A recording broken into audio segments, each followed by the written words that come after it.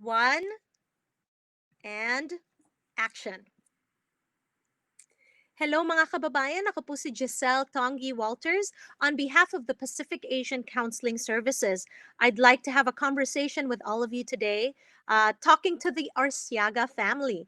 Joining us, kasama natin si Joe and Roselyn Arciaga, who's going to be sharing their story. They are both registered nurses and first-time grandparents. Hello, Kuya Joe and Ate Roselyn. Hi. Hi. Hi. So I understand that, this pandemic has been very difficult for all of us in the community. Can you share with us, being that you're both registered nurses, what are your perceptions about how this is affecting our community at this time? Well, basically, it's really hard because a lot of people are getting sick, and taking care of them, making sure that that they're gonna be okay. It's difficult. It's really difficult for the community and for the families. Well, it's really affected, of course, everybody and just the way we do things. And even as nurses, I don't normally provide bedside care, but since the pandemic uh, came or started affecting the community, um, I've seen my cases. Uh, I'm taking care of actual COVID-19 patients. So and disproportionately, our community is affected. Filipinos, a lot more Filipino American healthcare professionals have died from this pandemic. So it's because most of our community are nurses and healthcare frontliners. That's right. So, Kuya Joe, it's I know because I get to see that you are first time grandparents. And I know it's been so difficult, especially during this time in this pandemic. Can you share the sacrifices your family has had to make because of how we really want to make sure that our families are safe? Well, it was very hard, when our first daughter uh, became pregnant, and towards the end of her pregnancy, when usually the mom would help, we couldn't even see her. We couldn't go to the hospital when she, started labor.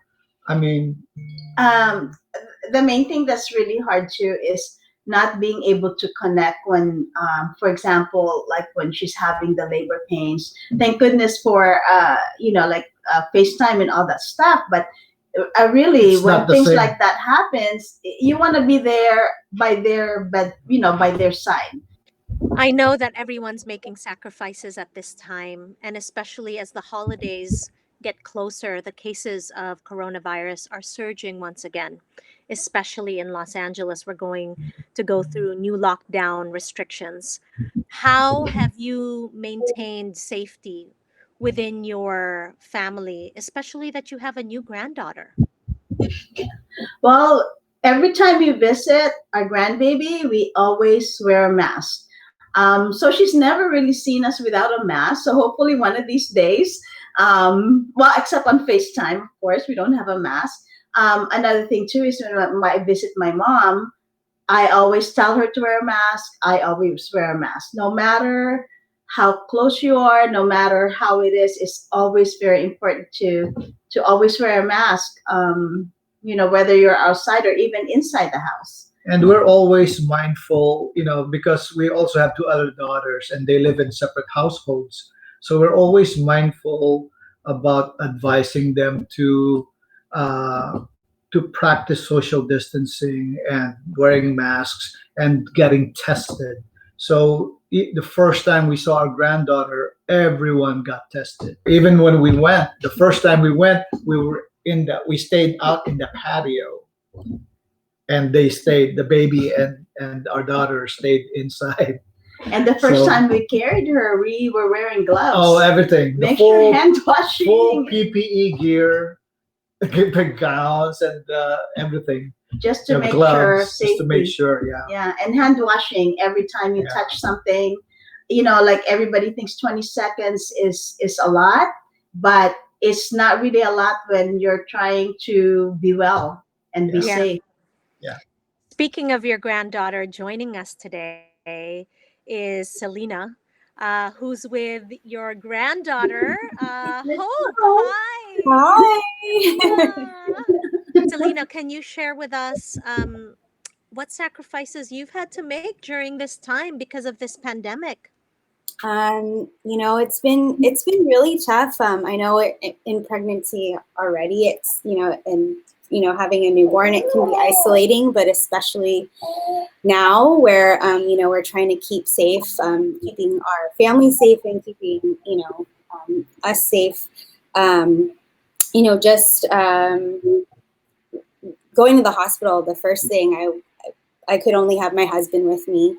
And not having my family come and visit was, it was hard with, my firstborn and first grandchild.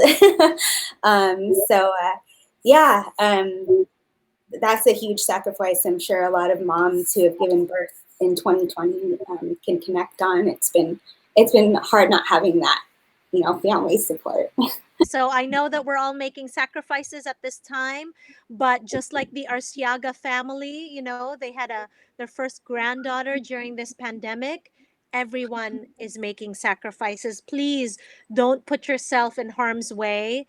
Make sure that we all stay vigilant, especially during the holidays. For more information about COVID-19 in Filipino, you can contact Pacific Asian Counseling Services, and you can contact Christina Rosell by emailing her filipinocovid@pacsla.org, or you can call 1-562-418-6161 or visit the website www.pacsla.org. And I want to say thank you so much to the Arciaga family for joining us today.